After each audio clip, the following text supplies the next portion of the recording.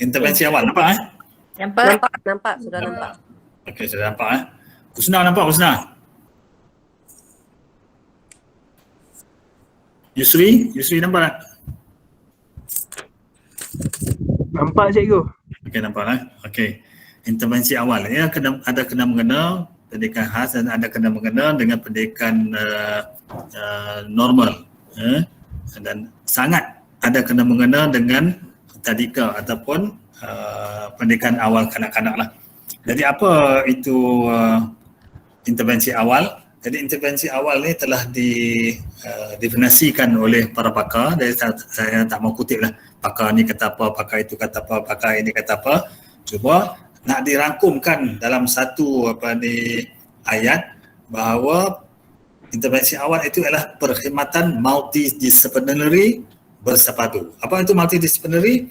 Ialah perkhidmatan services yang pelbagai daripada aspek-aspek yang berbeza yang disepadukan, integrated multidisciplinary services yang mungkin berkaitan dengan perubatan, yang mungkin berkaitan dengan pendidikan, yang mungkin berkaitan dengan kebajikan, yang mungkin berkaitan dengan keselamatan, yang mungkin berkaitan dengan keagamaan, yang mungkin berkaitan dengan psikologi, yang mungkin berkaitan dengan terapi dan sebagainya. Ia merupakan satu perkhidmatan pelbagai bidang yang diberikan secara bersepadu. Maksudnya tidak secara berasing-asingan, tetapi disepadukan, disatukan dan diberi kepada kanak-kanak yang kita syaki mengalami kelewatan perkembangan.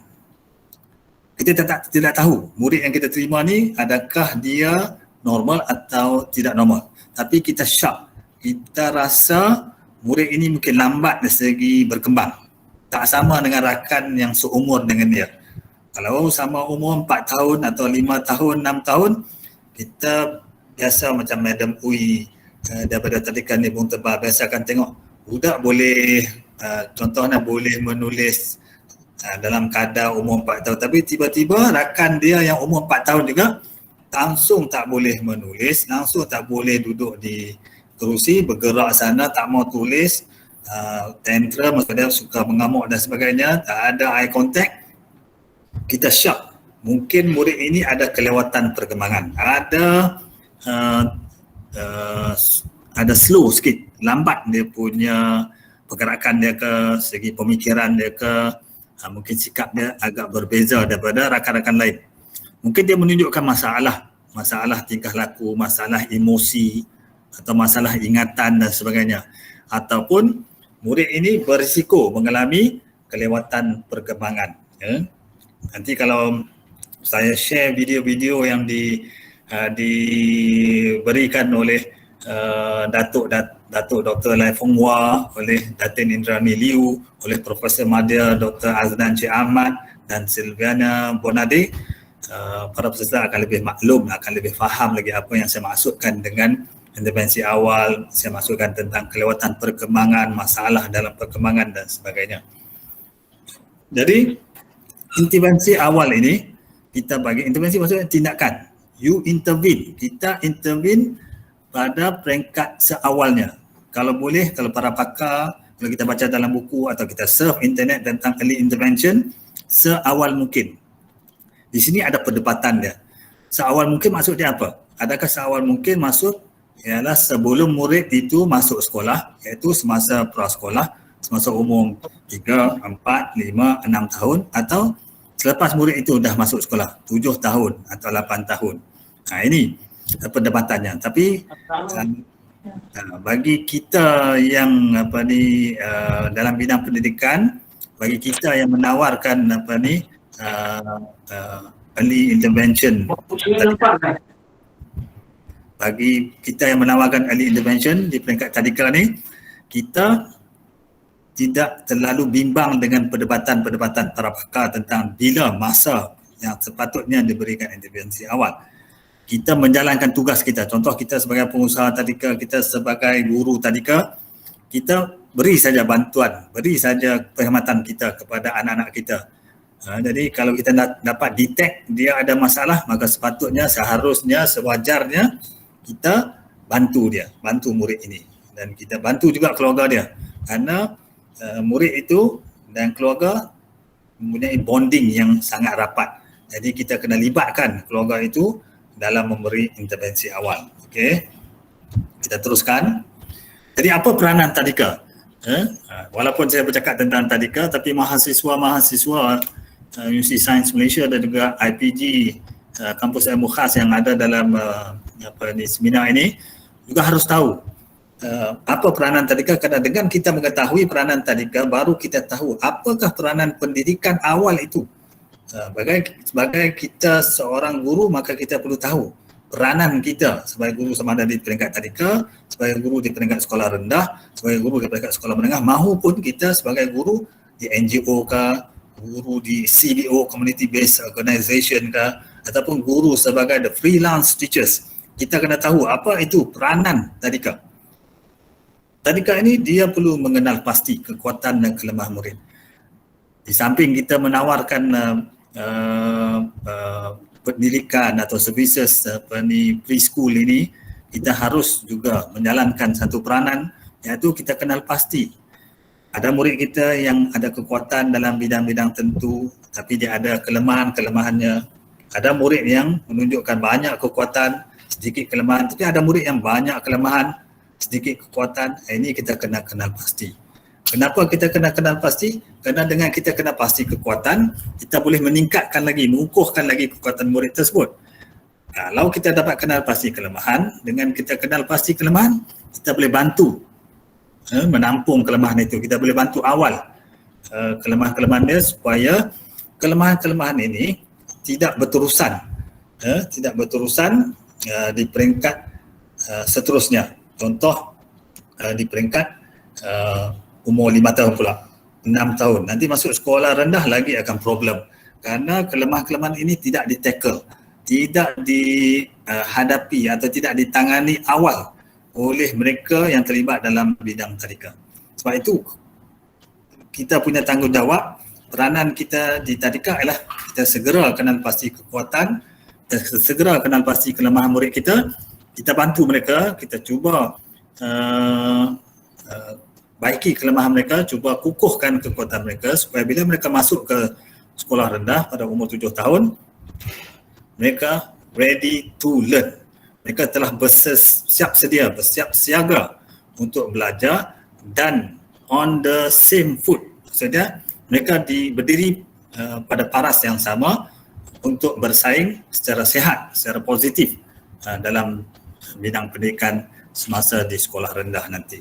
Inilah tugas kita, inilah peranan kita, inilah tanggungjawab kita di peringkat tadika. Okey. Ada pakar, saya tak tahu saya ada masuk dalam slide dah. Ada pakar dia kata sekiranya kita tak bantu seseorang murid itu, dia akan jadi satu kitaran kejam.